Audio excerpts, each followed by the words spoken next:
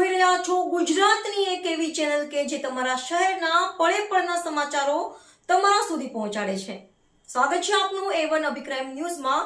હું છું એન્કર અર્પિતા પટેલ।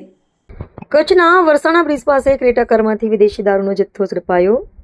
પૂર્વ કચ્છ લોકલ ક્રાઇમ બ્રાન્ચે ભચાઉ વિસ્તારમાં પ્રોહિબિશનનો ગણનાપાત્ર કેસ શોધી કાઢી કાઢવામાં મોટી સફળતા મેળવી છે।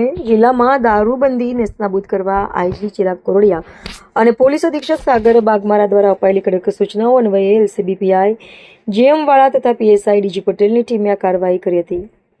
બાતમીના આધારે પોલીસે વસાણા બ્રિજ પાસે આડશ ઊભી કરી ક્રેટા કારને અટકાવવાનો પ્રયાસ કર્યો હતો, પરંતુ ચાલક કાર મૂકીને ભાગી છૂટ્યો હતો।